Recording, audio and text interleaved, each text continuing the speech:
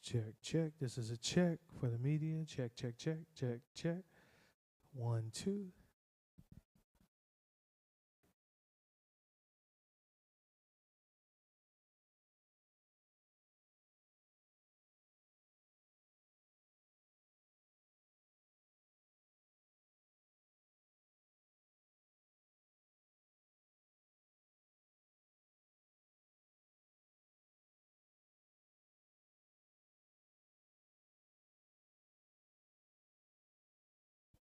Check, check, check.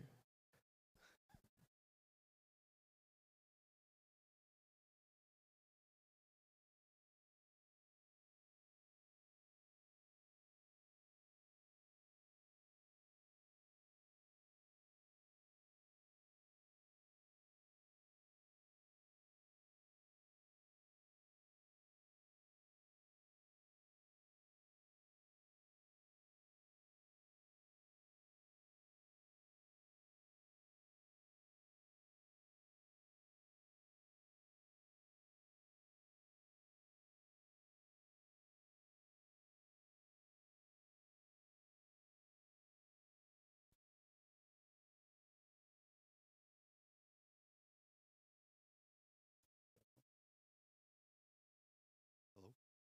Can you hear me? You can hear me? Yeah. Okay.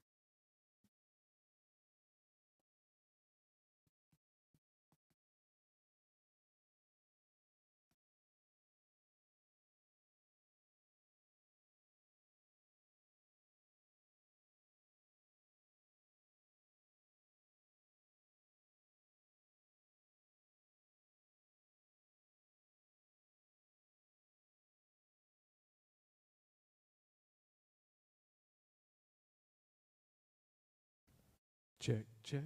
1, 2. Check. 1, 2.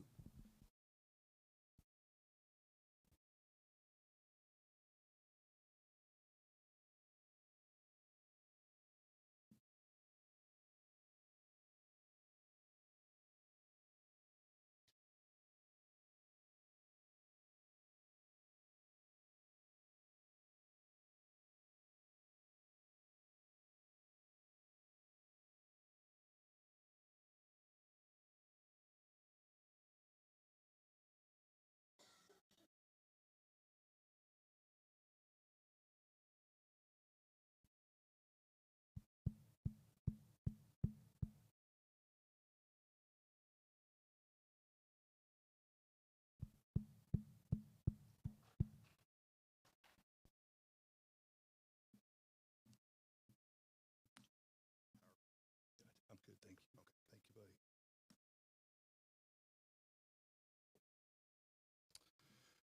Okay, for the good of the group, we're going to get started tonight. I want to welcome everybody. Thank you so much for your attendance tonight, and welcome to the Community Forum for Rezoning for Mary E. Britton. I appreciate you being here. My name is Steve Hill, and I'm the Director of People Personnel for Fayette County Schools. I've been involved with the rezoning process, and so I probably have connected with some of you via email, and I appreciate you reaching out and asking questions, and I thank you for being here tonight.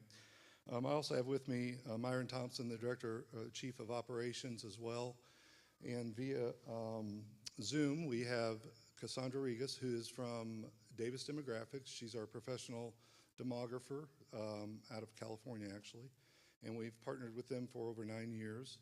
And she will be presenting tonight so the data and the science behind the methodology of what we've been working with.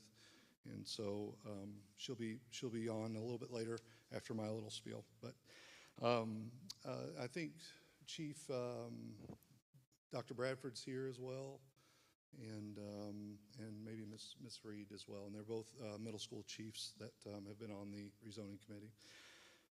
And Mr. Hoskins as well. He's our new principal at Mary E. Britton, and is coming from ESJ Hayes, and I know he's excited to be here as well. So I just want to thank you tonight for your presence and your commitment to your kiddos. I often say when talking to parents in public ed, And I don't know your motive for being here, but I love the advocacy of your kiddos of being here. It speaks volumes to your commitment to kids and to your community.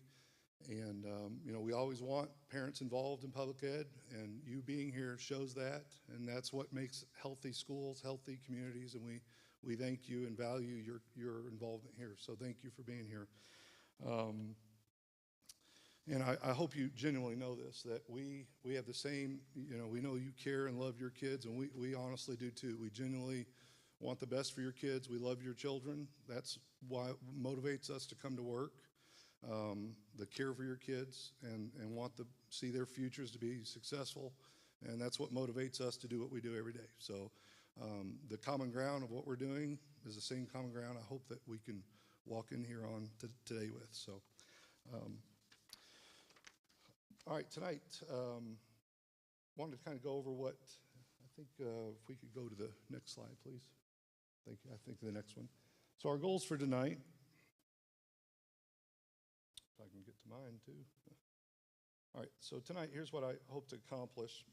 I'm going to cover today just a little bit of the timeline of the rezoning process, kind of what's happened from where we've kind of started this and to where we are now. Hopefully answer some questions that you may have had. And then also we're going to look at some of the guiding principles, the criteria we've looked at when we've built some scenarios and what we've bounced those scenarios off of, some of the criteria. Does it work with the criteria or not? And we'll look at that quickly. But really the real important part of the presentation will be Ms. Regas from Davis Demographics. I think when you see the work and the data analytics and the scientific approach that we take when we do rezoning, I think it will answer a lot of questions. It's going to give you a lot of insight of our community and where the growth is coming, and that'll be really useful to you as well. So she'll be giving us some information about our current reality, our future growth and projections in this area, but even somewhat throughout the community as a whole. And then we have a scenario 6. So some of you may not have seen the website even recently, but if you go down there, there's a scenario 6 built as well. So, and we'll speak a little bit about the different iterations of the maps and why that's happened and what that means. So we'll make sure we cover that. And then we will cover some frequently asked questions, a couple of those along the way. And then we want to make sure we hear from you. And I know that's probably why some of you are here too. We want to get your comments, questions, and we want you to know that these scenarios are just scenarios. They're not a final product, and we'll talk about that. We've been listening to emails, and we've been sharing your thoughts and ideas in our rezoning meetings. And your comments and your information that you're sharing has been shared in those meetings. I want you to know that. So that's important to us. If we could go to the next slide, please. So as I alluded to just a minute ago, Davis Demographics is a huge partner of ours. We use them in a lot of decisions we make. We have a 9-year partnership. I think we've done 3 or 4 maybe rezonings using their expertise. They're nationally known, so a lot of large districts across the nation use their expertise. They're professional demographers, which means they pretty much manage, they have a close working relationship with our zoning team, zoning partners downtown with the city. They know all of our information. We have an agreement where they get all of our data as well. So they partner both of those sets of data to project residential growth. And I think you'll see that when she starts to speak. And then in March, we organized a work group of a diverse, unbiased group of community partners. And so that's kind of when this really started. Now, we did some groundwork back in November and kind of leading up to that. From April to now is kind of when we've been meeting as a rezoning group, approximately every other week, but it's been hit or miss some of the weeks, a little more gap, just depending on when everybody could get together. And you might ask why there's so many scenarios. So one, the guiding principles kind of drive that. We may have built a scenario, bounced it off the guiding principles and realized, wait a minute, we have we're over projected in this area, or over capacity in this area, or whatever it might be. And you'll see those guiding principles that I'll share real quick. But it's kind of like a domino effect, and it's kind of like a domino effect. So if you move a neighborhood or in one part of town, it might cause you to have to move another part, and it literally is like a puzzle piece. It's a master puzzle piece, and I think you'll learn that when Ms. Riga speaks. But it's a very difficult, complex process, and so that's why there's so many iterations of maps. It literally, you move one piece, you got to move another, and so it's just trying to find the perfect match, trying to find the scenario that meets the most objectives the closest you possibly can. And then I'm just trying to be fully transparent. I've got a lot of questions on why wasn't my community represented, or was my community represented? So to let you know, this was an intentional piece about putting together in the rezoning work group.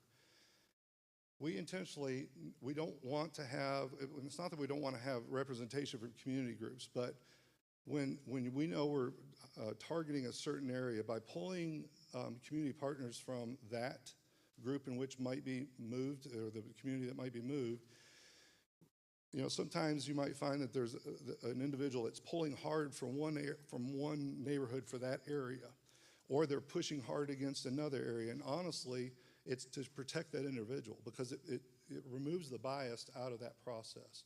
And I've been involved with 4 of these in my career, and I can tell you that those individuals, if they live in the area in which being moved, they often get accused of pandering for one area and not for the other. And so that's an intentional part of that process. But we do it also for our own principals. We did not have principals on this rezoning work group that were from this area. So I'm just sharing that piece of information with you. And also the preliminary work on this rezoning. There was questions. What was it open to the public? Well, when you see the work that Ms. Regas does, a lot of this work is done live, and this data at times is showing student level data. So in other words, we're looking at some pretty sensitive data on students, so we have to protect students. And so that's why we didn't want to have public looking at that data, or media, or anybody else. So we had to have a smaller group. We had about a 13-member rezoning group, so to protect student level data. And then finally, the end of the timeline, we will have a recommendation. Recommendation will be presented to the Fayette County Board of Education in August, is what our hope is. So, okay.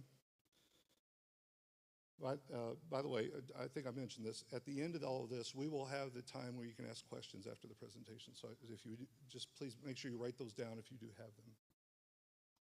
Okay, this will be the last part, and I'm going to turn it over to Ms. Regas. So these 6 guiding principles is what I call them. Could you move to the next one? Yes, sir. Thank you. All right. So does every one of these scenarios meet all 6 criteria? Not necessarily, but our goal is to try to get a scenario that is as close to these guiding principles as possible. Some are more important than others, some of these criteria, all right? One, we went into this. I'm not an expert in data analytics and mapping. I deal with it all the time, but I know that if I were to do this, I'd make a lot of data mistakes. So we rely heavily on Davis Demographics. They are the experts. They're professional demographers. So their methods are scientific based, they're accurate, and that's who we rely on. So that was a guiding principle. They're going to drive this train. Opening Mary Britton, we want to shoot for 80 resident students. Now you might ask, why are we have a building at 1,200 and we're only opening it for 800? And I think when you see this tonight, the reason why. And if you live in this area, you know we have a lot of residential growth. That's going to be shown to you in the data tonight. This is one of the most aggressively growing areas, and within 3 or 4 years, that school will be filled just on its own resident zone. We also have the experience to know, for example, when Tate's Creek was just redone, rebuilt, and it was just the same as just a new school of Tate's Creek. It popped. It had been a regression of student population just by building a new school. It popped, I think, 50 to 60 students. So we know building new schools attracts new students. It just does. So that's going to happen either through private or through homeschool, or just people just gaining interest of people moving into the area. So that might not even be calculated in this data. So the goal is to open it at 800 students. Also, we want to bring ESJ Hayes down. Right now it's running at 1,087 students for a building that, you know, mid 800s it should be. And we've been running that high, and they've been doing a phenomenal job. Never once complained about it, and so they've been doing a phenomenal job. But honestly, it needs to come down, and that's what our goal is with all the schools that are impacted in this area. We want to have stability in enrollment. That's what's healthy for schools, healthy for kids. So that's one of the goals. We want to align the socioeconomic and the race ethnicity closer to what the district looks like. And I know people want to focus in on that. That is not the driver for creating this school. But I will tell you, when we create a scenario, if the scenario looks like we have created a school of poverty, or if we've created a school of complete wealth, or one racial demographic or another, that's not a healthy scenario. So we are cognizant of that as we're building scenarios. It is not the main driver. The main driver is growth and capacity, but we bounce those scenarios off all this criteria. So that's one of those guiding principles we look at.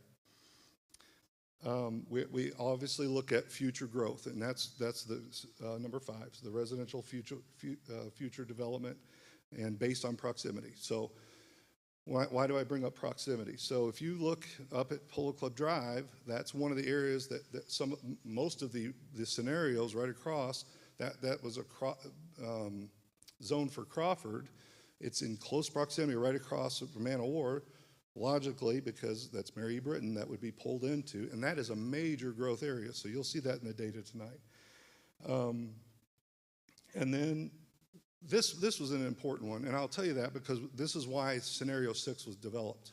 We created a scenario 5. We got into scenario 5 and started looking at the data. We want to be least disruptive to the current feeder pattern.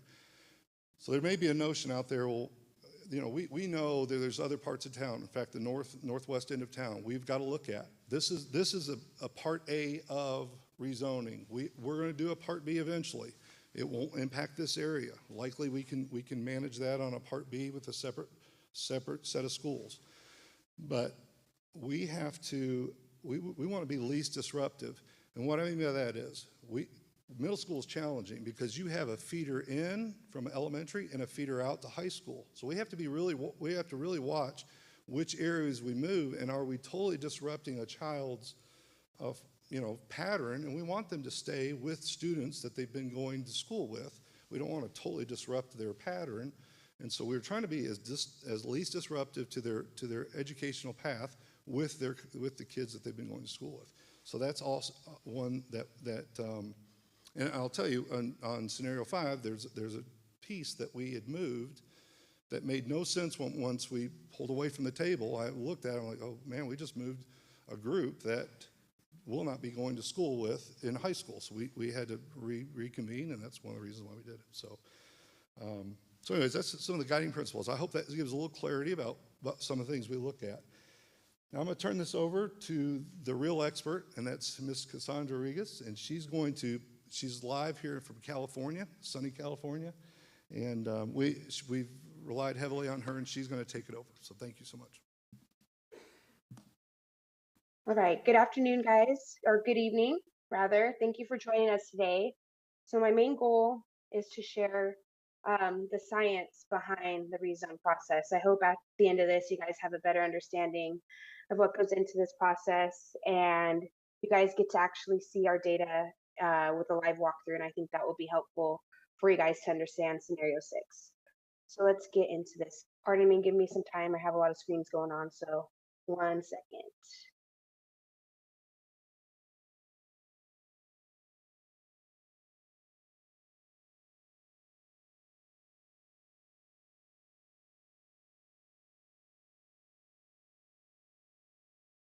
Okay, so I'm going to give you guys a little background, basically a demographics 101 of what our forecast and our rezone task has been. So keep in mind all of our forecast, it's a student forecast, which is a 5-year growth projection, growth or decline of the district. This is based on student residence. So this is based on where students live rather than the enrollment at each site. All of our data is done using a system called Geographic Information Systems, aka GIS. So what that does is it allows us to see data visually and spatially. As you can see, the heat density map just below, that's your district. And that is basically your concentration of students. So the darker yellow, red pockets, that's where most of your students reside. The blue, those are sparse. And as you can see on the peripheral, no student concentrations exist. So how this is done is we use a technique called geocoding. We do geocoding every day. It's basically when you put in your address in your phone and you hit search. That is a system of geocoding. Basically, what we do is we place student locations on a map. So keep in mind that our students are our key backbone in this process. And I'll be showing you kind of where those high density concentrations exist once we get into the live data. So a few factors that we include in our projections or our forecast, and these are our backbone. This is the science behind the rezone process. Number one is birth data. So birth factors are used to determine future K-class sizes. The second is mobility. You can think of this as student movement within the district. That comes from rentals, foreclosures, basically students moving in and out. And lastly is student generation rates, or we're going to call them student yield factors. These determine how many additional students will be generated from new housing projects within the district. This is only to new housing, which is crucial in this piece. A key part of our process, and you'll hear this term a lot, and if you're familiar with the map that we've shown to the public recently and you see the blue outlines, these are called study areas. They're smaller individual blocks. You can think of them as neighborhood. When we first started with the district long ago, we organized these into 803 neighborhoods. So these are tight, close neighborhoods that we built based upon street networks, geographic features, parcel lots, and overall student density. We aim to have each one of these areas to contain roughly 50 to 100 K-12 students. And these are your building blocks for your district. They do contain individual 5-year forecasts for each area. This will allow us to see which areas of the district are growing, which are declining, and they are the important piece of the rezone process. Throughout the rezone process, we've kept in mind that we do want to keep these neighborhoods together and we move them as a whole rather than a piece here and there. Now, just briefly, I could go on to this for hours, but I'm going to give you a brief overview of our projection methodology. So what we have your current and historical student data. We then apply birth factors, mobility, which is the ins and outs of student movement. Student yield factors gets applied to new residential development within the district. And the output is our student forecast. For the district, we do a 5-year plan that will show either growth or decline in these areas and at an attendance area level and at overall district-wide. So a big key piece that I want to kind of give you guys input on is our future growth that's happening here in terms of the amount of development that is occurring. So we have done our due diligence and researched all current and future residential development. As Steve kind of mentioned, we do have a good relationship with planning and zoning. We reach out to them yearly to get kind of an update of what's going on within the area. Currently, there are roughly 9,300 total units planned and on the books for the next 5 years. So how that is applied, we take that number of units and we multiply that by a generation rate that you'll see momentarily. And this is estimated to generate over 2,700 K-12 students spread out over the 5-year time frame. So the number of future students is estimated using the development phasing you see in the chart and the student yield factor. So that is a lot of growth that's on the books in the next 5 years. Diving into just a pocket, an area, and we're going to focus in on the area where Britton is being built currently. This is an area of future growth. So the pink polygons you see, those are the new and future development that is going to occur. This is only residential. And in the pocket of Crawford, you'll see that there are roughly 2,700 units to be built in the future. If we multiply that by the yields of 0.64, it has a potential to generate just over 1,700 K-12 students. Just below that, in Britton's newly created attendance area, you'll see that there are roughly 6,000 units to be built. Now, this is a mix between apartment, single family, multifamily, but we just wanted to give you a broad outlook of that there is quite a bit of growth in this region. With those 6,000 units, it's estimated to generate almost 4,000 K-12 students. Now, just a quick overview on the future growth. This is a district-wide. Cassandra, could you go back to that, please? I'm sorry. Yeah, no problem. Could you explain what maybe you did the time frame in which that is scheduled? Yeah. So the time frame. This is a 5-year outlook. This is the number of units that are estimated to come online within the next 5 years. And that's K through 12, just so everybody understands. But that's the growth. And also, I just want to reiterate. By the way, she knew that I was going to jump in on a couple of these, so I'm not trying to be rude on this. But I just want to emphasize when we reference the Britton attendance zone, nothing is final. It's the one that we have a scenario at which we've built out. But it is to give you a little bit of a reference point of if it were built out like this, how much growth would potentially be in both Crawford and Britton's attendance zone, and how the challenge that we are presented with of, well, do you move more growth into Britton, or, if you do, then you potentially removes a ton of students out of one attendance zone and the other. In other words, it's the domino effect of what you do and what you don't. So those are the challenges presented as we're meeting on rezoning. So.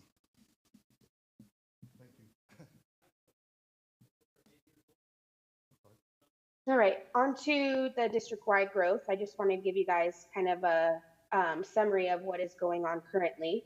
So we see a stable K class. This is due just to smaller birth rates we are observing. But we can expect the K class to grow and to remain stable due to new housing and new families moving into the district. Primarily, district-wide growth is driven by new housing. We see district-wide growth growing roughly at 350 K-12 students annually. Our largest increase is observed at the middle school level. Throughout the 5-year time frame, we're expected to see roughly 1,200 6-8 students over the next 5 years. So that is our why. That is our why. That is why we're here to embark on this rezone process for Britton. Next, we get into our rezone process. Keep in mind, these are what-if scenarios. Nothing is set in stone, as Steve mentioned. It's all draft and proposed. The main reason why Davis is here is to manage the data related to the redistricting process and prepare scenarios based on your feedback. That's what we want to hear. We want to hear your pros, your cons, and to hear what you guys think of scenario 6 or even the other ones. But we want to have your opinions to build upon scenario 6. So back to our study areas, our favorite word during this process. So keep in mind, these are individual study area neighborhoods. These forecasts will show areas of growth and decline. By shifting around these neighborhoods, our software, we could see the forecasted resident 6-8 student counts on the fly. So we could change a couple study areas here, move them here. It's a domino effect, but this allows us to see the 6-8 change. This is the best method to make sure boundaries will stick for the next 5 years. We know there is work to do, other rezone work to do elsewhere in the district. However, we want to make sure this site is good for the next 5 to 10 years. And that is what scenario 6 is showing. I'll go into a live demo and we'll zoom into the areas that changed. This is just a quick map of scenario 6. And if you've seen it on our live website, then you've seen it in action. I want to make a few points here that the only schools that have had changes are highlighted in red. So that is Crawford, Hayes, Britton, and Morton. No other schools have been changed. And we will go into details. I'll show you how many study areas have been impacted, along with the number of 6-8 students. Steve, did you want to add anything on scenario 6, or are we okay? I do want to address this. This was a good question, so I want to make sure. On one of the graphs, a couple slides back, it said the student yield factor was based on a 2016 data. So let me address that real quick. The student yield factor is the multiplier that is used for a single dwelling family versus an apartment family versus a multifamily unit family. So in other words, what is a home? What is it usually? How many kids usually come out of a home versus an apartment? Davis, this year, we just signed a contract with them this year actually to redo that, because it's only usually good for about 10 years. Actually, probably should have been done sooner than that, because that, depending on the economic factors of a community, such as post-COVID, that has probably changed. It's probably not enough to, in other words, we may have more families living, or apartments may be yielding more students, and maybe homes are yielding less students. I would, if I were to guess, since our birth rates have dropped, they're actually decreasing, that homes are probably yielding less students than maybe what, so that yield factor might drop slightly, which would then possibly change your long-term projection. But it's not enough that it I would guess that if I'm predicting that it would change the overall data much. So that's what that value is. But we are actually changing that, and our long-term projection will be changed going forward. So that's a great question. Thank you.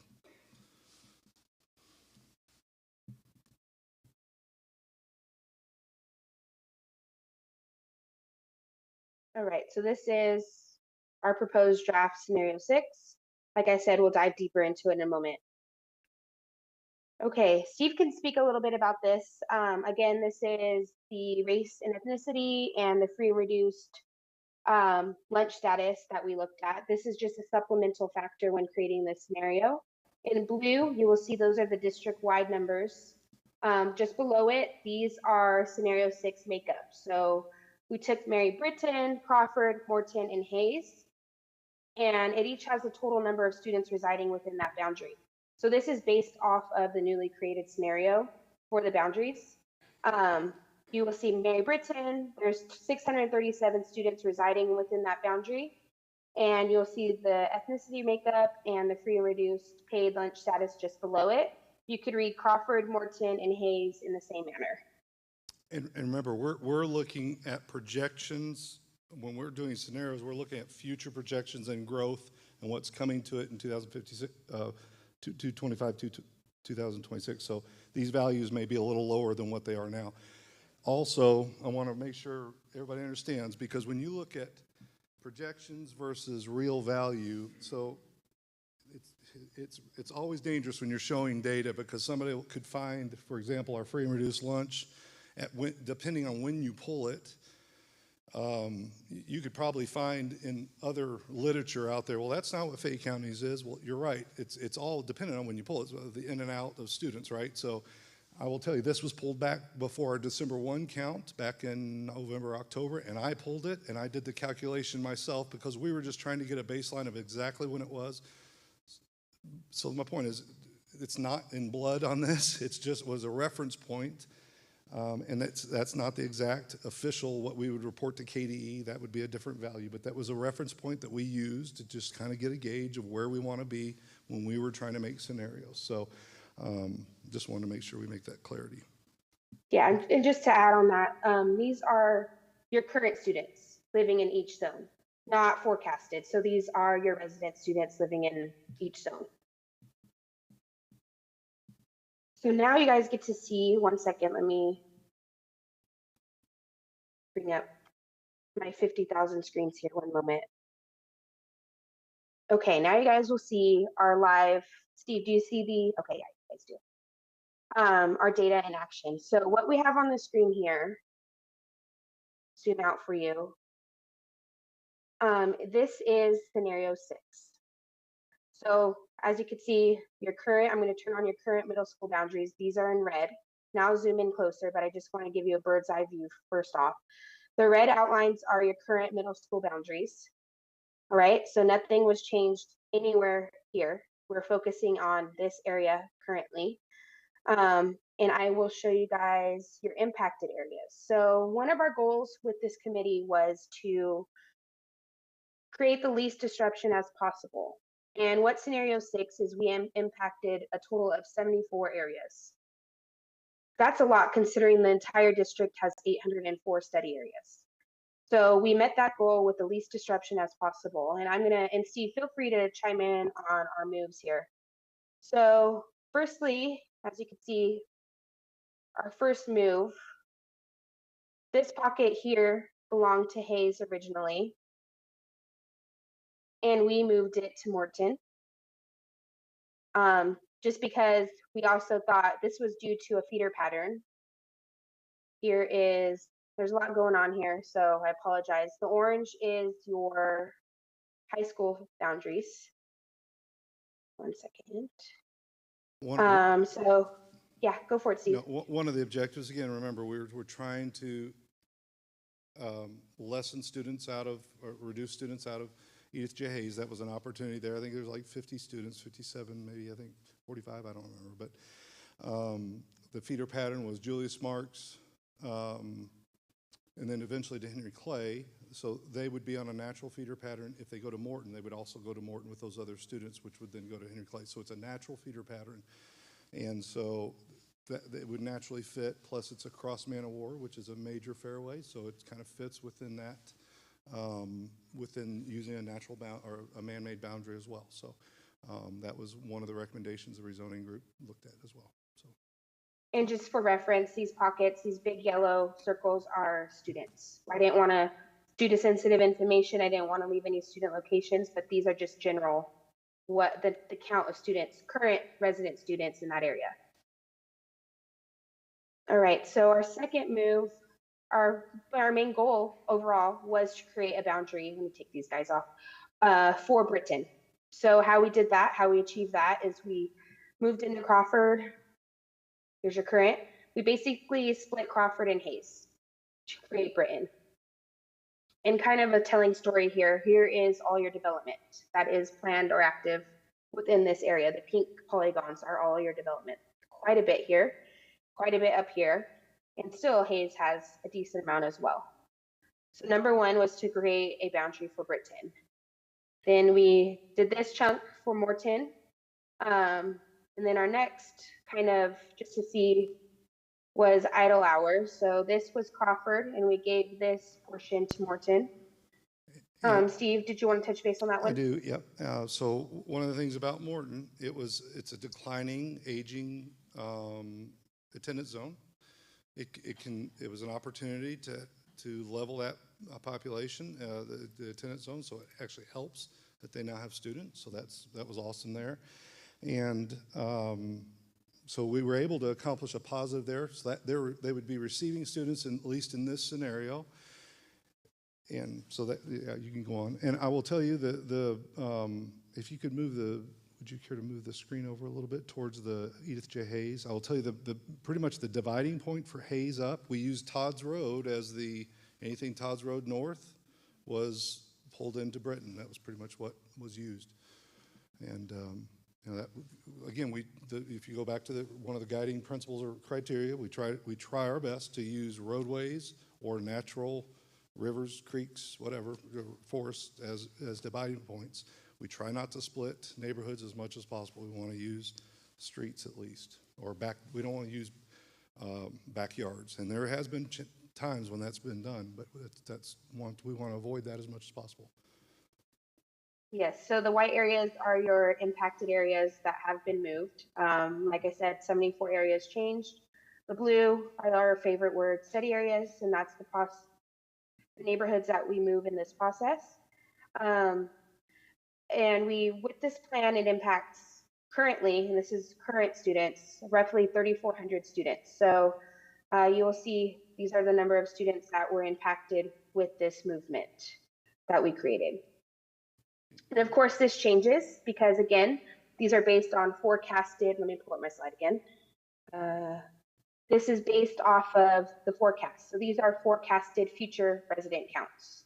So with that move, we created Britton when it opens in 25 to sit at 748, 948 in 27, and at the end of our 5 years to be roughly 1,100 students. Of course, this changes with transfer patterns, different programs the district offers, but that is what is occurring residentially within the newly created Britton boundary.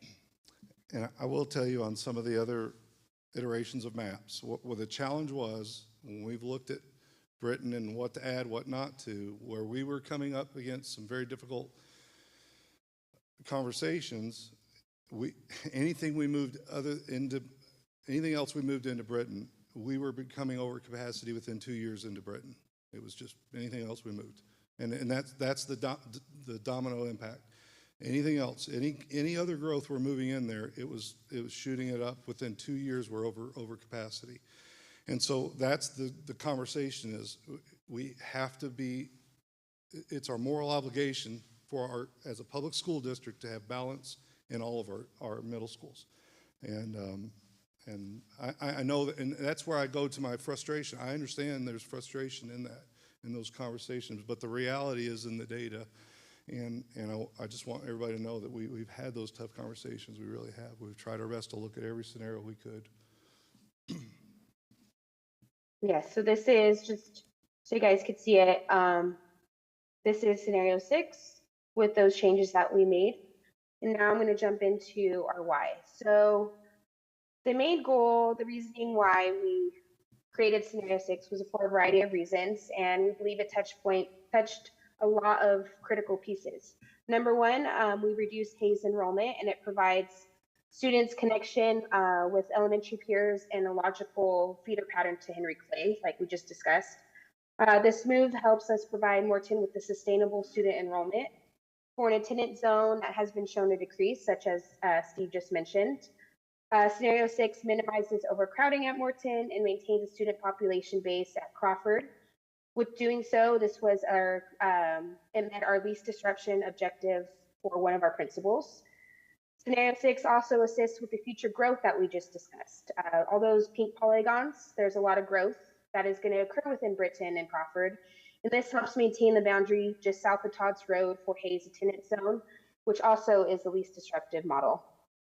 So we believe the scenario 6 and all the impacted middle school zones that we touch base on has a positive 5-year enrollment projection that is manageable within the building capacity.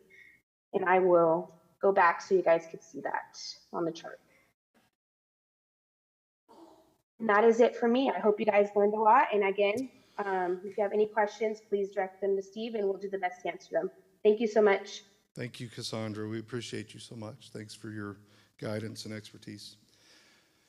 We're about to open it up for questions and comments, and I appreciate your patience. I know it's a lot of information, a lot of data, and I appreciate your patience here. If you could go to the next screen. So just a couple of common questions. I want to make sure that we've got a little bit of clarity of where to go get more information. I want to make sure you know that you have me as a sounding board. You have me as a person to get more information. I promise you I will work my best to get you information. I really want you to use me that way. FCPS.net, rezoning is our link. I tried to do a little cutout here of our FCPS front page. If you go to the bottom, it has school rezoning. It's a link.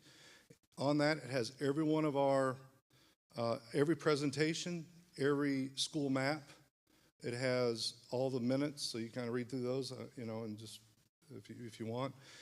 And it has, all the things that we've done up to this point.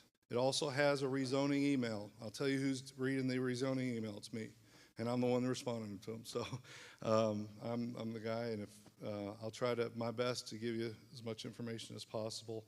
I want to address this because this has been a common question. For one, if your child's moved, this is important. We want to take care of kiddos that have already entered school, okay? So this also comes through my office, and we're going to make sure we take care of those kids. If they've already entered into middle school, they will have an option to grandfather in to finish their middle school career. And so the whole premise behind this, just so you'll know, every child will have a chance to have a 3-year option at one middle school. So if you're at one middle school and you're having an awesome experience and you love it, awesome. We want you to stay there. Unfortunately, we cannot do the transportation piece, and if you've just been aware of what's going on with transportation around the country, we're also experiencing it here in our local district at times. We're just stretched. And so we can't offer transportation, but we will make it work for you. And if you happen to be one of those families, you have 2 middle schoolers, one that's entering into 8th and a 6th grade, we'll take care of your 6th grader too. And we'll allow that 6th grader to continue on to the end of that. If they enter and your 8th grader leaves, we'll allow that 6th grader to finish. We're going to take care of your family. That's not what this is about. We want to make sure that our families are taken care of. We want to be as fair as we can to you, and try our best to meet you where we can, okay? So at that, I'm going to open it up for questions. Good evening, everyone. I'm appreciate Dia you. There you Davidson go. Smith. I'm the Chief Communication and Public Engagement Officer for Fayette County Public Schools. If you would like to ask a question, please just raise your hand, and we'll be sure to get a microphone to you. Yes, sir. Hi, I'm one of the residents of Tuscany, Yes, and sir. there's been a lot of conversation in our community, and Yeah. there's a lot of questions that we have, but Yes, sir. for the sake of time, one of the things that we noticed in the report that was done, somehow you came out with an additional 1,143 housing units Yes, sir. for the Tuscany area. Yes, sir. Based on the size of the property, that seems almost impossible to us, and how that you drew those numbers. Okay. The next question is, out of those numbers, how many of those are apartment Yeah. renters? Yes, sir. Okay, and being as that we're picking up a large, substantial amount of the property tax increase, how is that fair that we get stuck with that bill and yet have no access to the school? Okay. I can't necessarily ask about the fairness of it other than what's been explained through the data, but I can explain on the planning and zoning is the data that we received. I have, absolutely, I'm happy to share that with you. I have that. Sir, would you make sure, if you could, would you email me that question, if you would please, on the rezoning email, and I'm happy to share that with you. That's one of the pieces of information that's shared with me from Davis Demographics. I absolutely have that. Thank you for your question.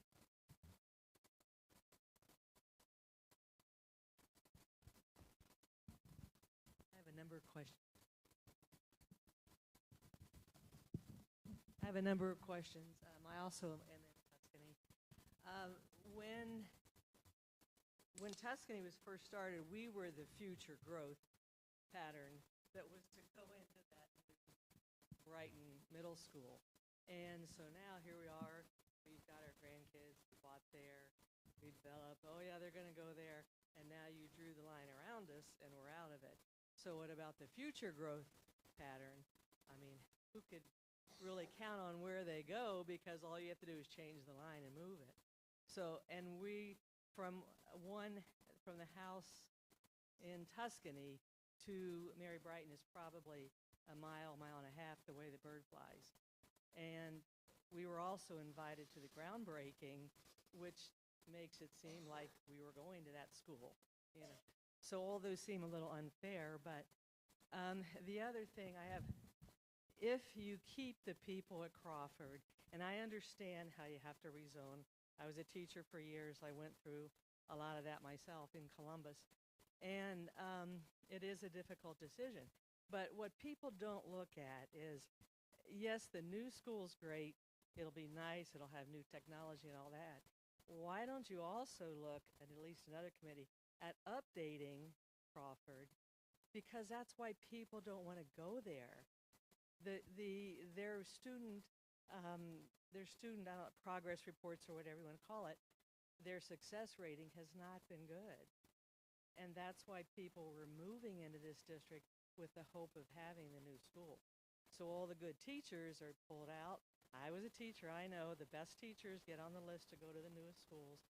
Why don't you work on getting incentives to put the good teachers to keep them in the schools that people are complaining about? And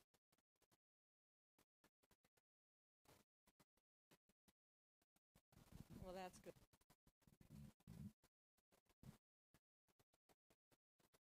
And what classes they're in, and do you think Spanish immersion will stay at Bryan Station?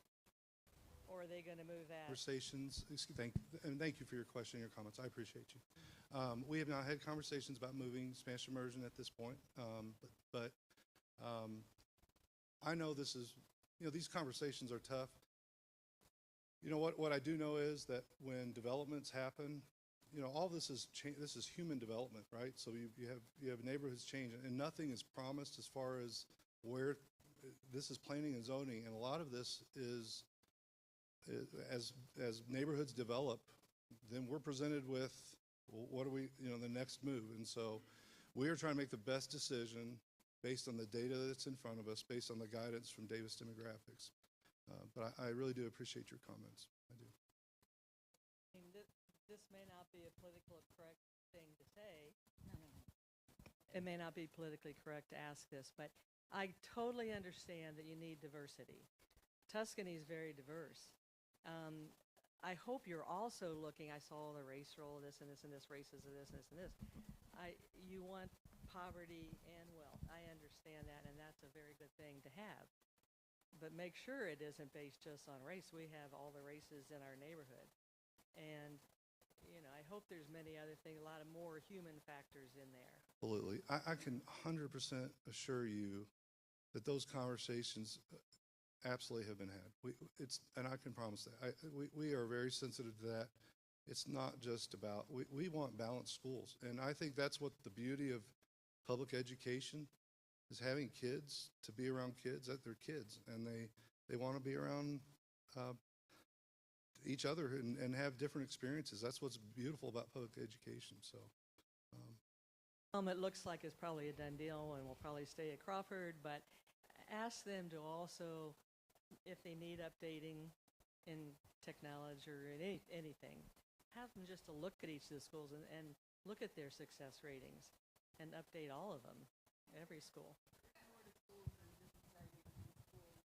Well, no, that's true. Yeah, that's true.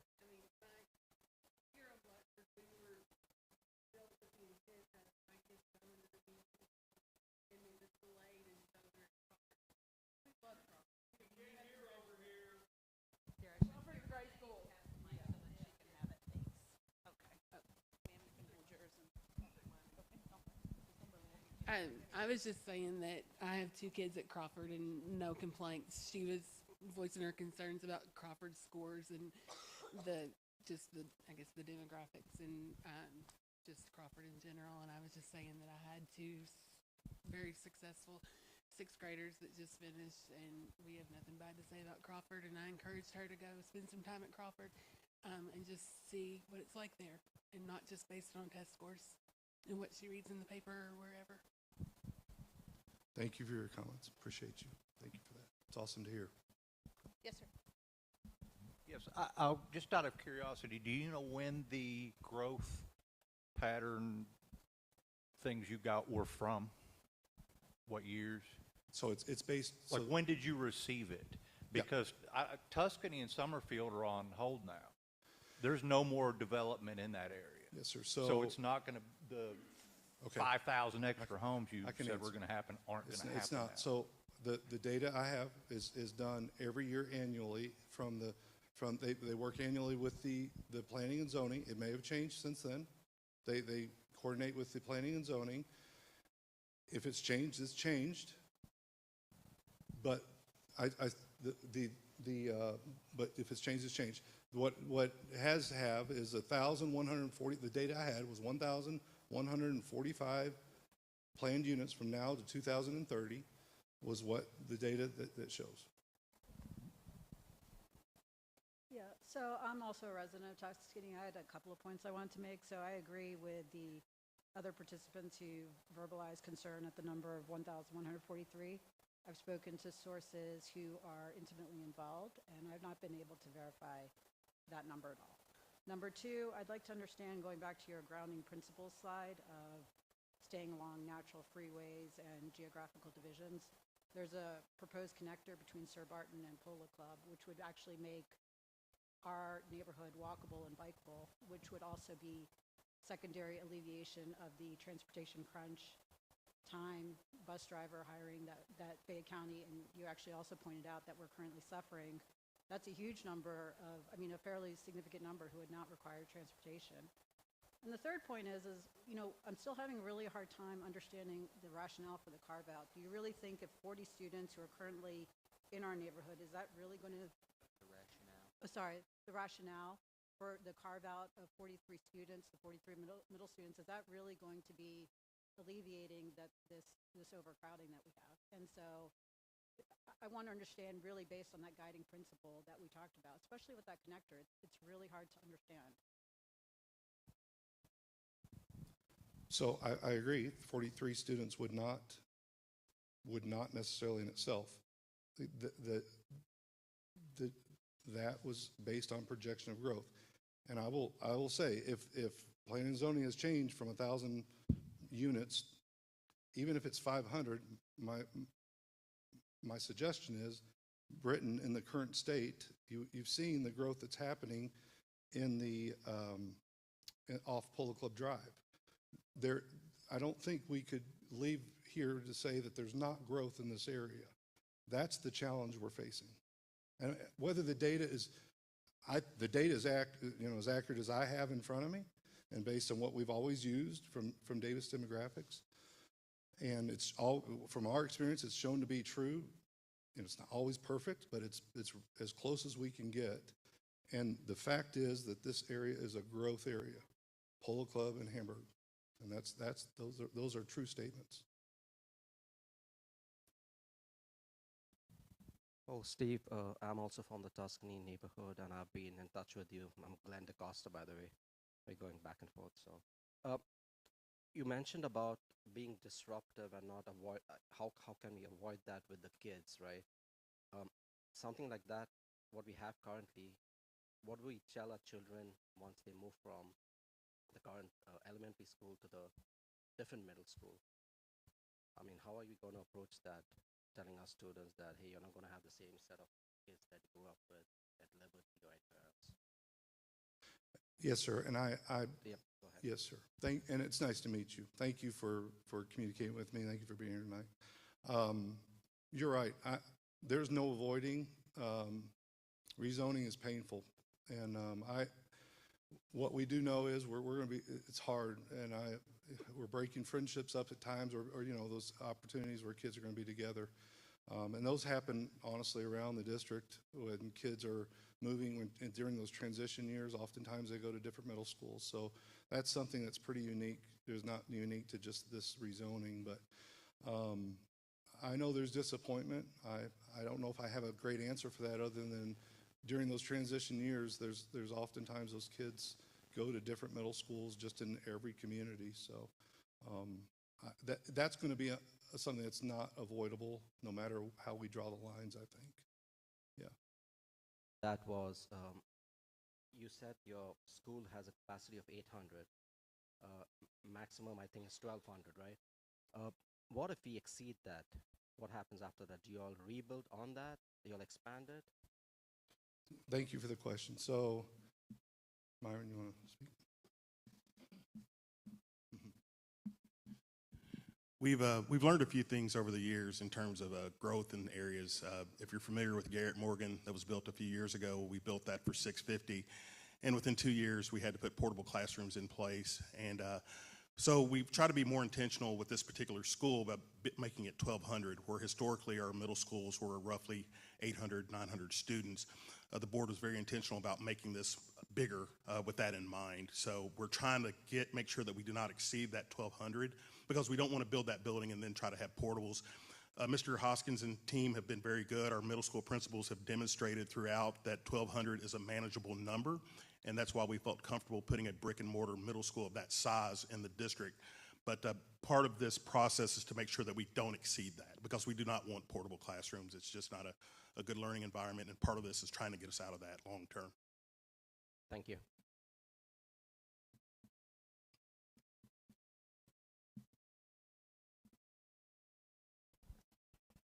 So, hi, Steve. My name is Melissa. So, I moved to Lexington at the beginning of August of last year, and I did a lot of research on schools before moving here. I might have even spoken to you or somebody in your office named Adrielle and Christina Moore. because I was very concerned about these property and boundary lines. And so my husband works in Georgetown, so we wanted to be in the Hamburg area, so he has a straight shoot 75 up to Georgetown.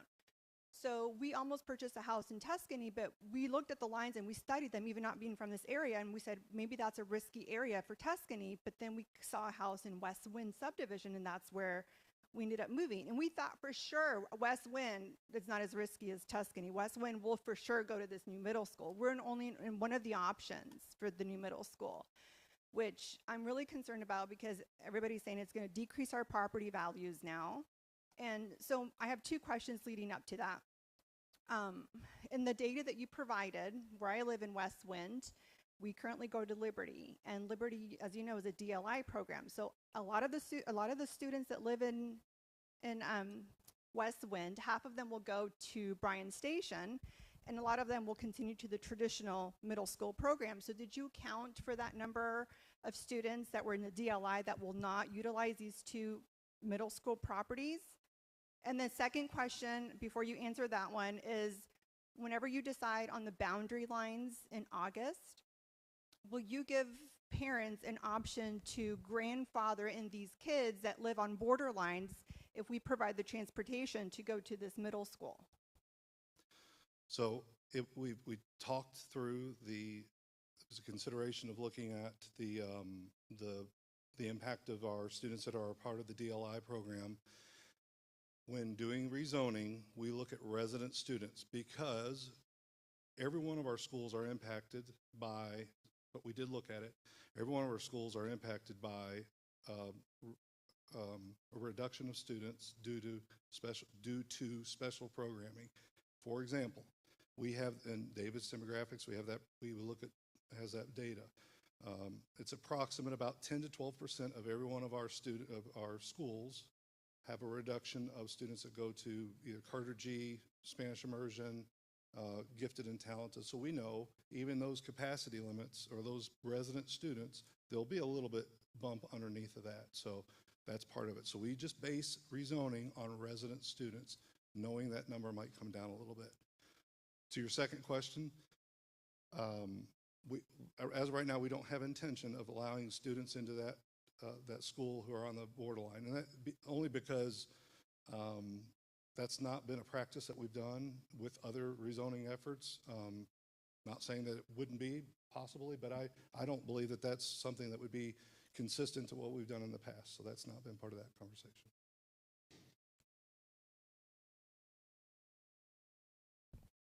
Just to tag onto that, isn't the Spanish immersion population at Liberty like way higher than 10 to 12% of the elementary school?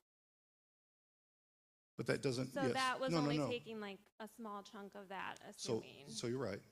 I said on average. So Crawford has like extremely higher than the average school. It's not like talented and gifted. Yeah, 10% are leaving, like 50% are leaving.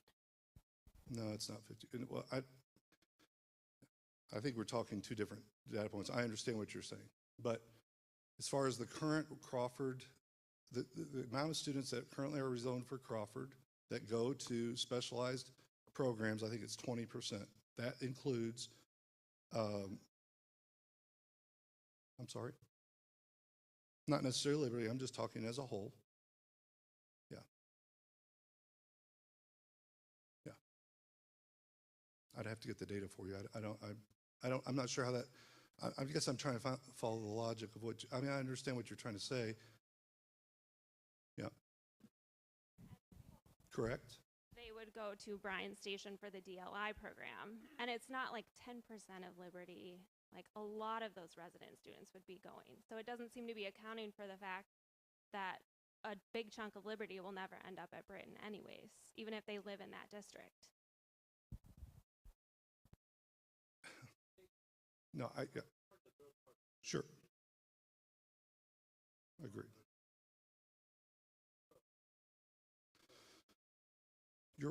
And I guess what I'm pointing, I agree. I agree with what you're saying. What I'm saying is we understand that, but it will be divided between two schools, not just Britton. It would be divided between Crawford and Britton.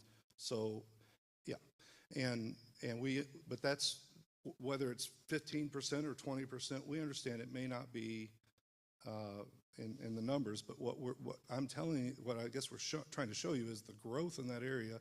In 5 years, we're going to be at capacity at Britton. Okay. Well, okay. I guess I'm explaining. I think it's Davis and graphics will show you different, but we can look at that data. We can. Here's what we'll do. I like your point, and we're going to look at that in closer. How about that? Yep. Yes. I think my question is a tangent from that. Both she mentioned and the gentleman earlier, I'm a Tuscany resident as well. And so you when he said that the development in Tuscany was on hold, you said the data is the data, and essentially you alluded to the fact that that won't change your decision making. Because whether or not you meant to state it in that manner, that's exactly how it came off to everyone here. And so we want to know how final is this decision, because that's really why we're here. Because are we just listening to you tell us what it's going to be, or do we have input into this decision-making process? Well, first of all, let me apologize. If I said those words, the data is the data, if that came out of my mouth, I apologize. Because first of all, it sounds very rude, and I apologize if I said it that way. Because I would hopefully not said it that way. That's not what I wanted to say, if that's what I said. This is the scenario in which we have the latest iteration of the scenario. We wanted to come and listen to the community because we wanted to certainly hear from you. I'm certainly not saying it's the final scenario. That's not, I think that would be disrespectful of our community by coming into a community forum and saying it's the final iteration and we're done, right? So that's not what I would stand up here and say.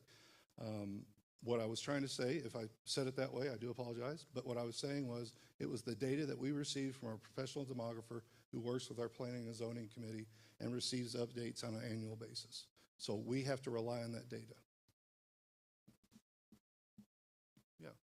Yeah, and I think based on that point, I think we owe it to you to verify with Davis Demographics. That's what we'll definitely do. We'll make sure we'll check that. Hello, my name is Marcus Patrick, and I live in the Woodhill neighborhood. And based off, and one, I'd say this, obviously Woodhill is one of the generally underrepresented communities, as you can see.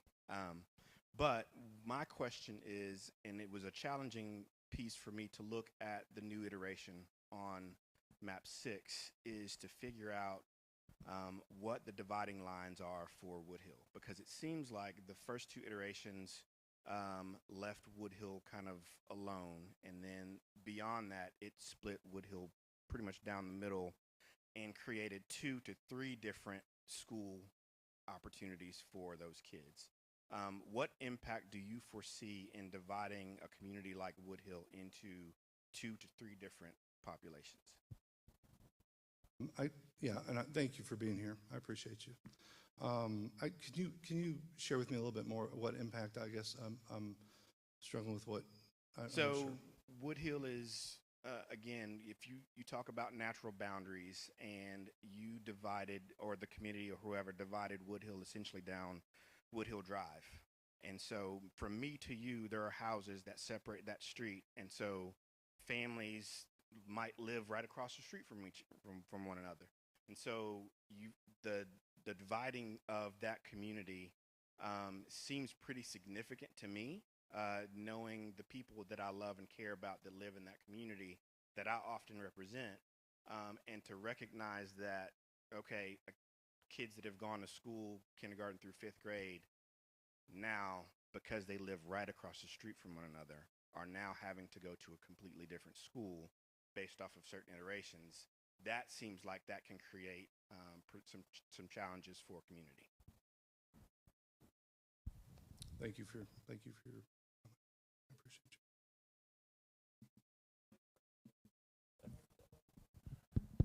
Sorry, my question is, the first 5 scenarios came out all at once roughly, and then there's been some time, and a few months before the decision by the committee, we decided to have another proposal. Is it safe to assume that they weren't happy with the first 5 and decided to come up with a 6, and this is the one they're leaning towards? No, I don't know if that's honestly the response. Honestly, we came up with a 5th, and in studying it closer, because we were making sure that what are we missing. There were some like I said, there were a couple of points of like worried about the feeder pattern into the high school.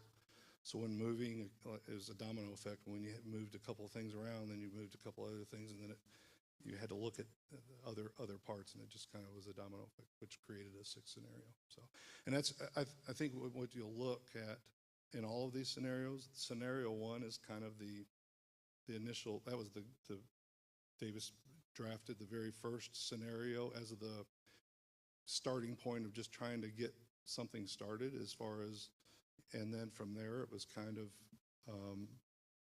looking at trying to match it up and get the best closest scenario to the guidance, or the guiding points. It seems each additional scenario, you're tweaking it to how you like it more and more. So the more scenarios that come out, the later, or the guess the well, you do is the one you like the most. No, not necessarily. I guess it's a fair point, but that's not necessarily true. It's also just getting feedback from the community. I've had over 100 different emails that I've tried to respond to, and it's also getting, I'm just being fully transparent to you. Yeah, no, I understand. But I want everybody to understand, I honestly have been receiving feedback and trying to bring that feedback to the committee, right? So the work group to try to, I'm not, this is not a one-man show. I'm not trying to do that, and I really am trying to take feedback from our community. Hi, Steve. So I just wanted to clarify on my question earlier. I don't think I stated it correctly. So for example, I have two kids at Liberty School.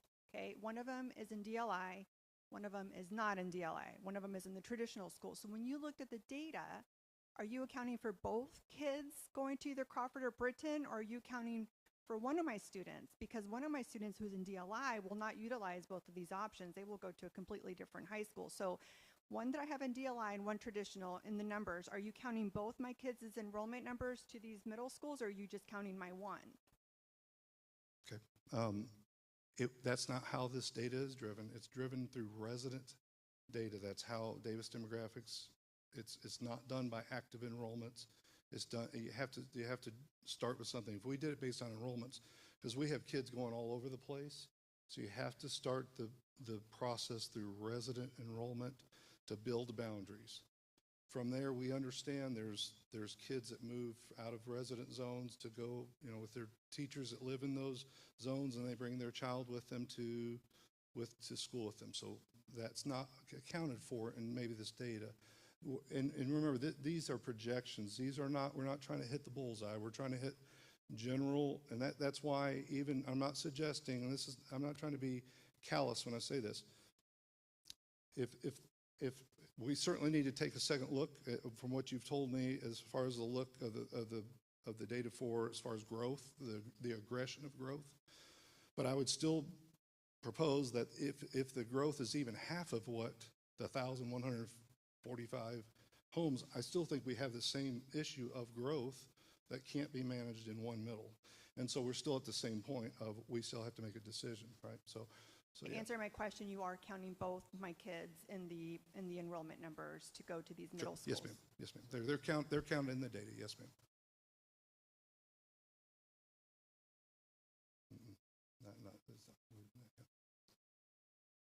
Yes, ma'am. It's counted in there. Yes, ma'am. Yes. These meetings are rough. I get it. What's rough about it is here we are, residents of Lexington, and it sounds like all of the value, opinion, and things are with Davis Demographics, which are not local. And I appreciate that they have an objective view, but that's what it is. It's not taking into consideration all of these outliers that are specific to our community. And so we come to meetings like this, and we hear our leadership put all their eggs in the opinions of someone who's not local. And you have parents and faculty and members of the community here who are trying to say there are other things to consider, but all we're hearing is, well, Davis Demographics didn't say it or report it or analyze it or graph it, so we're not going to listen. Thank you for your comment.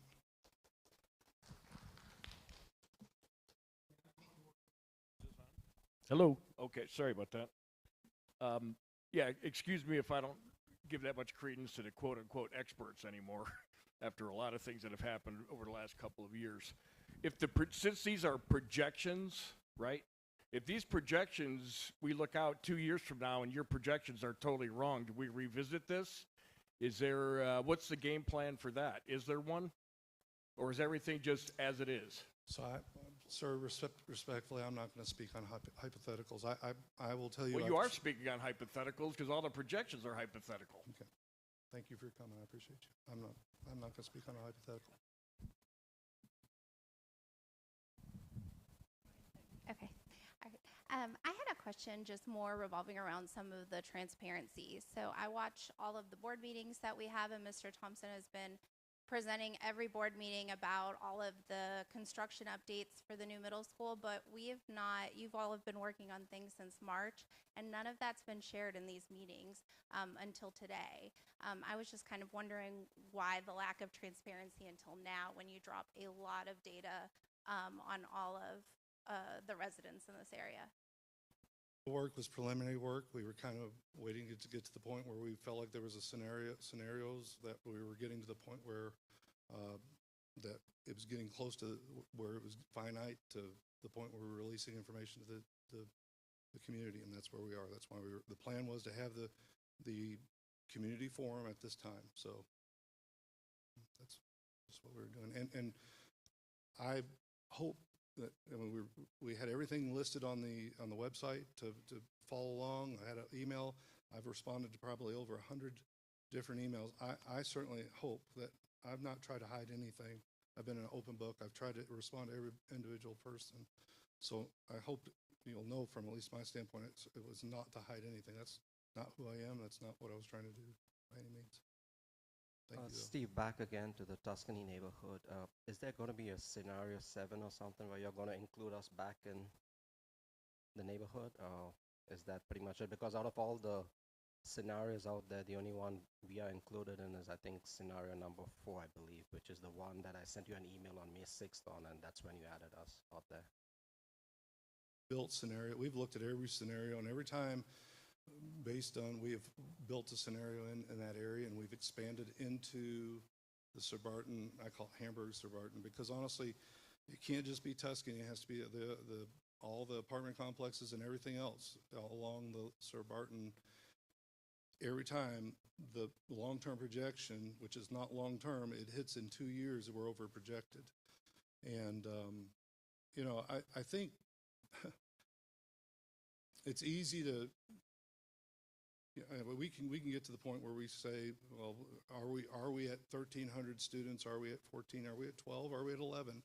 I think what we're trying to do as school planners, we don't want to be in the scenario at Garrett Morgan where we were. We were literally year 2 or 3 and had 2 portables with 4 classrooms, kids immediately. And that's been our experience in this area. So part of this is built on experience. And whether, you know, Brenda Cowan is a great example. We built that for 750, and we're still not there yet. But that's okay, because the growth is coming.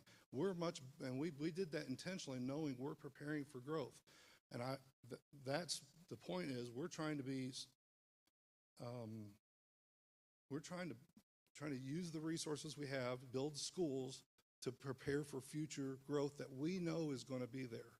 And whether it's in 2 years, 3 years, 4 years, to put ourselves in a position to fail, whether it's in a year, 3 years, or 5 years, that's not where we want to be.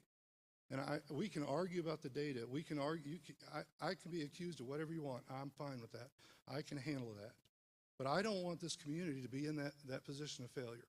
And so our objective is to make sure we build a boundary that our kids, whomever goes there, is in a safe environment, and we're not overcrowded by year 2 or 3 or 4 or 5. Yeah, coming back to that point, we need to plan ourselves also financially, or what do we have to do moving forward. So do we have to?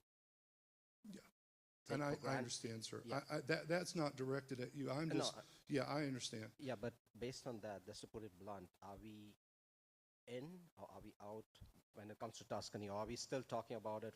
Are there going to be more scenarios? That's what I'm trying to get at, rather than going back and forth. So I certainly don't want to promise anything here at this podium. Sure. I think I will assure you this. We will have conversations after this. I think you provide some great information, some great points. We owe it to you to have other conversations. We will be in touch with, I'm sorry if Davis Demographics if I referred to that too many times, I apologize. But, and I hope you also know that I've tried to represent our district and the programs. I've certainly been that conduit there too, and other people at the table too, because we've certainly tried to do that from a community perspective and a school perspective.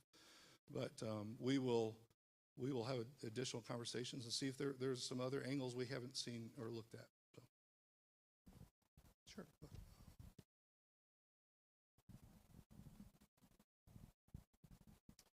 Yeah, I just would like, if you wouldn't mind to speak to my comment. I think you just thanked me after I clarified. Can you talk about what went into the thought process of dividing that specific neighborhood? Honestly, I think a lot of it had to do with just look at our guiding principles. There were some of those guiding principles we were trying to balance schools. We got in that area. There's high density of students as well. So what we have found, and I think that's one of the things we got into when we were looking down the Woodhill area, and you remember the study areas she spoke to, there could be a very small study area that you move, and you might have moved 150 students. And that's what the domino effect. And in fact, that was one of the things that changed us, that we said, well, we need to come back to the table on scenario 6, because we had put too many students into Morton. We had moved some areas into Morton, and we were sitting now at 121% capacity at Morton. Well, we don't want to overcrowd, so then we had to adjust things. So it's just the domino effect of trying to balance schools, and I think that's just what we were trying to do. So we're trying to find cut points, areas where natural. And you're right. When you get down to a high density area, and you look at streets, we try to take larger streets that are fairways to split. And I do recognize that sometimes you are splitting or areas where there's connections. I do understand that. Yeah, sorry, I have a question again. So was Davis Demographer the one who did the projected estimates for the Garrett Morgan under projection, or was that a different demographer? And my second is actually mostly a comment, is that if this is a data-driven decision and with guiding principles, the data that's presented here is only as good as the numbers that go into the calculations. And I'm telling you, there are numerous residents here in Summerfield and Tuscany, where boots on the ground, who are telling you those numbers that are being inputted are not correct.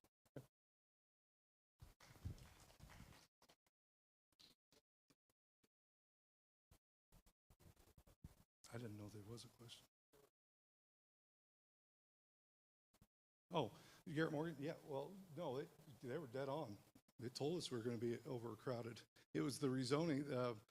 You can speak to I think that we had another middle school or elementary at the time on the local planning committee. It's still on there. So the local planning committee, we have another elementary school that's supposed to come into the area, and that's the challenge we have with growth, is planning out resources and getting schools on board. We knew it was. We've had to do some things to overflow schools and students to just manage that growth. So they were dead on it.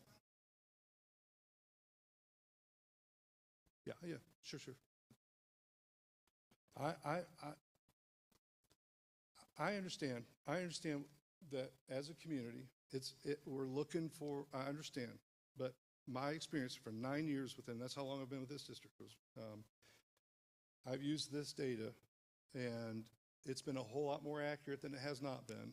And I use it all the time, advising the district to do where to put portables, where to advise we need buildings. I use it all the time for projections.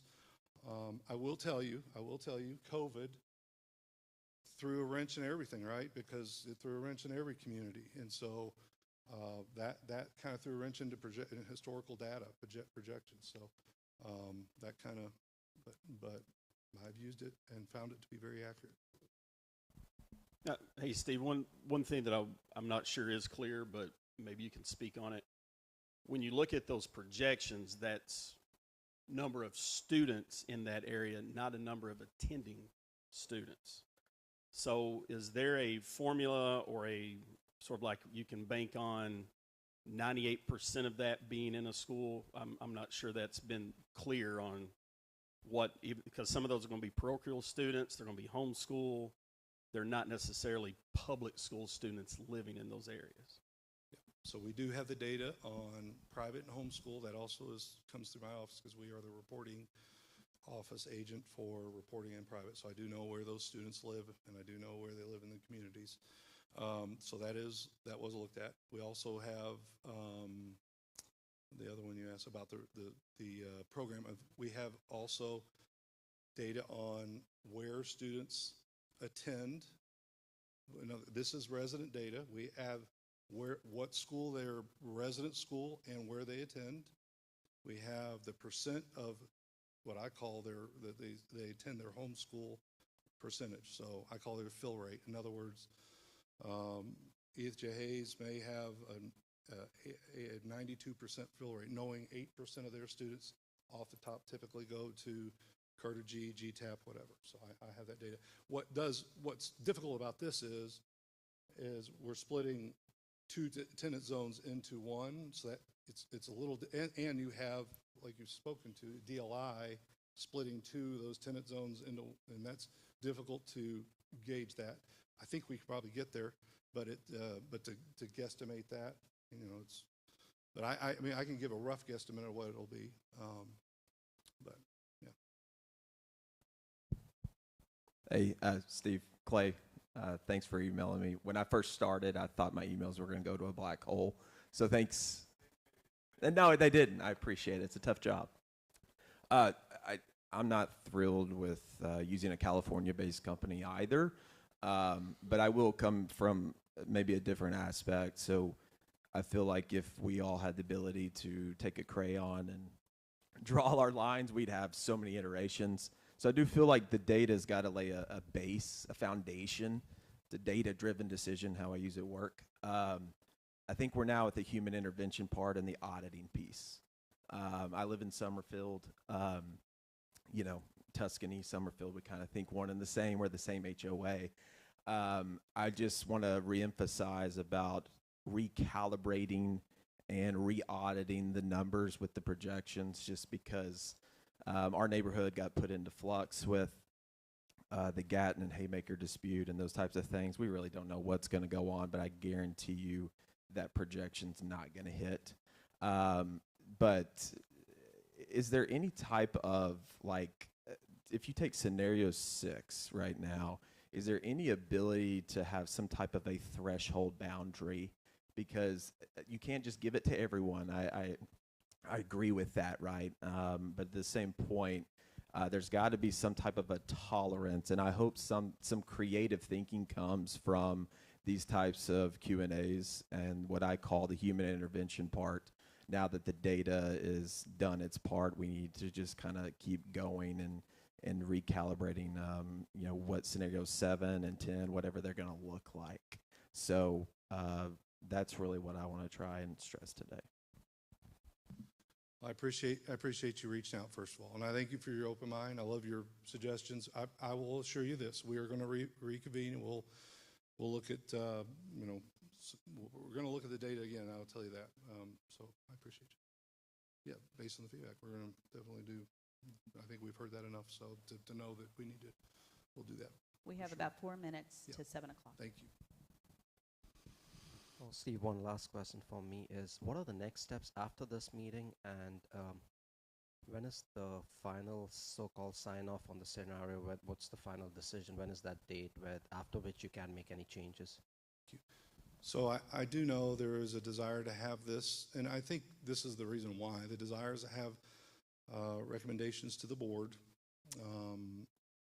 in August, and the reason for that is because whatever the final plans are that will be presented, we want to make sure that those kiddos have an opportunity to apply for special programs going into that next year for that next year.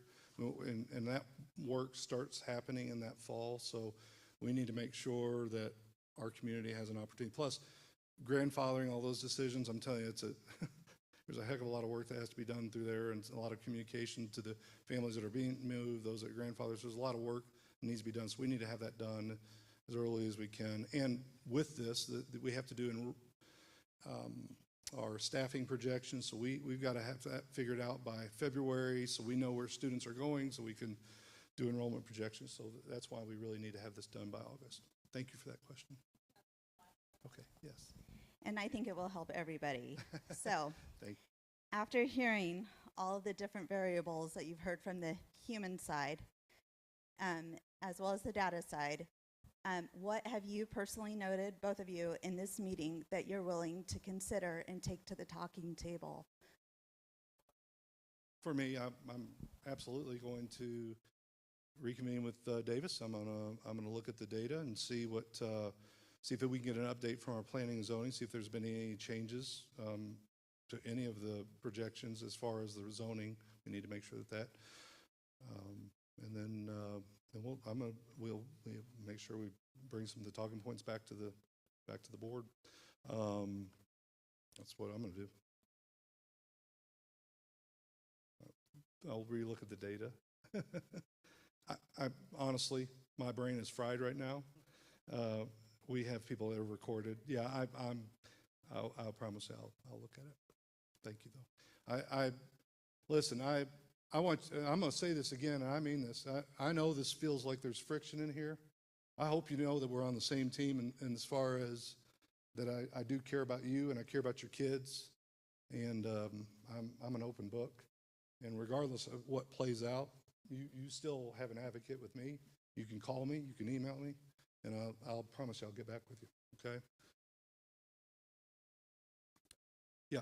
If you have questions, if you didn't feel comfortable speaking in this environment, please shoot me an email. It's not going to a black hole. You can call me. Maybe I am a black hole, but you shoot me an email, and you can use the rezoning or steve.hill@fayette.ky schools. Actually, that's the last slide, I think, if you could throw it on there. Yeah. Was it on there? Well, no, it's a rezoning one.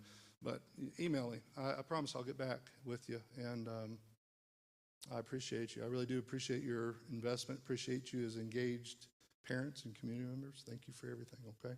Thank you so much. Have a blessed summer. Thanks.